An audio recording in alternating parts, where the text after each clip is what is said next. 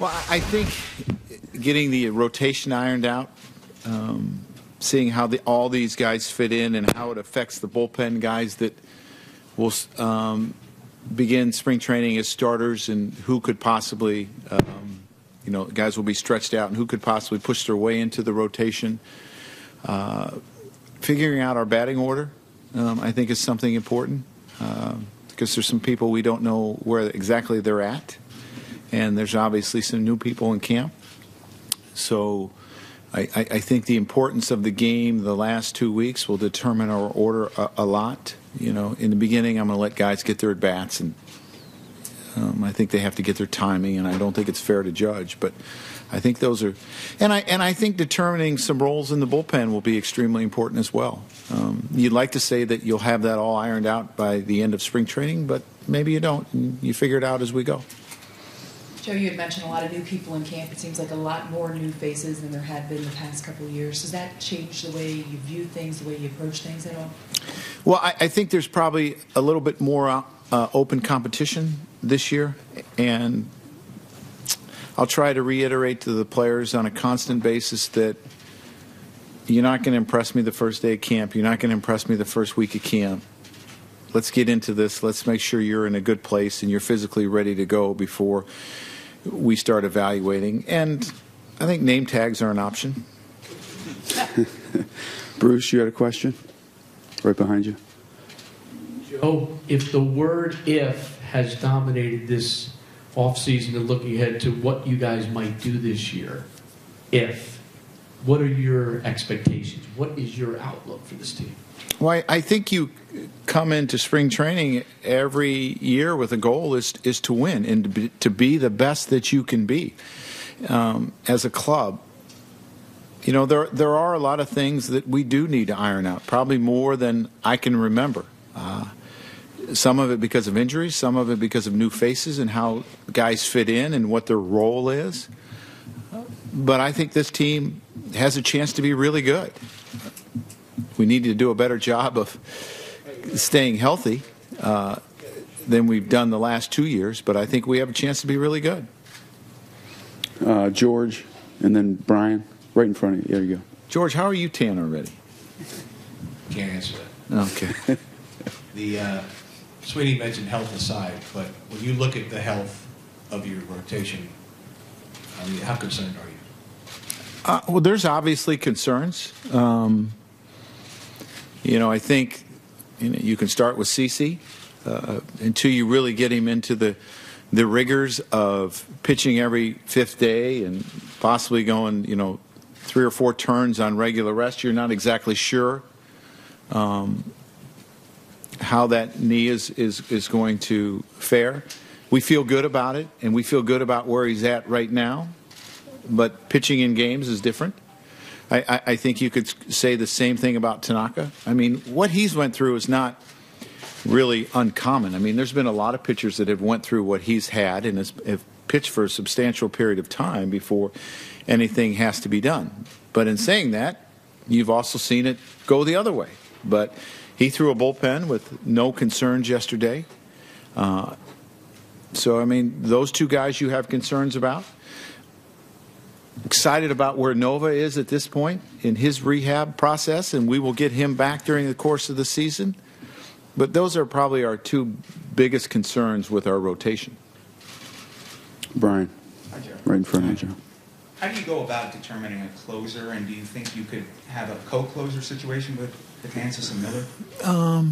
I think you could do that. Would you like to iron it out? Sure. We would love to iron it out. But I think you have to see how people react when they're in the situation.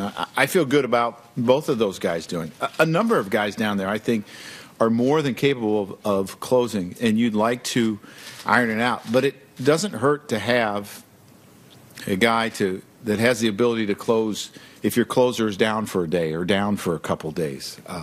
But I think they're both more than capable. Dave. Joe, with Tanaka, how did you sort of keep track of him during the offseason? Did he do stuff, and were you guys in communication? They would communicate through Stevie Donahue, and I would keep in contact with Stevie and how Masahiro was doing. And it's really kind of difficult because he's not pitching in games in the offseason.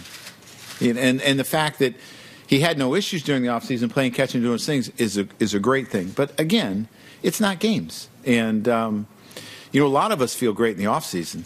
It's the second week in camp that we start to get a little bit sore. But we feel good about where he's at. So, I mean, I know he pitched a few times last year, but when he goes out here, are you going to be watching really carefully? I will look to see, obviously, how he's doing and see if there's anything that tells me that he's not all right. But at this point, I feel that he's in pretty good shape. Andrew, in the middle, Joe. Joe, how much consideration will you put into having a 6-man rotation? It's something that we will talk about. As far as having a 6-man rotation all the time, no. But if you get in some long stretches where you're playing 18 games in a row, could we interject a 6th starter first start to give the guys an extra day's rest? Absolutely. Buster and Jack. Compared to what Tanaka's throwing regimen was last spring, how different is it this spring? It hasn't been any different. He's where he would be pretty much on a normal spring. He threw a side yesterday, and he'll probably throw another one tomorrow or the next day. I'm not sure what he's scheduled to do. But we've had no stipulations on what he can do and what he can't do. Jack. Joe, I know you haven't seen him play or get out there or anything like that yet, but with Alex and how sparingly he has played in the last 2 seasons, approaching the age of 40, he's had the hip surgeries. What kind of reasonable expectations do you have from him from a production side? I haven't really put any numbers on it. I've said this earlier. I think it's fair to give him a fair number of at-bats before you really start to judge where you think that he might be at. Just because, he's played, 44 games in 2 years and did not play last year.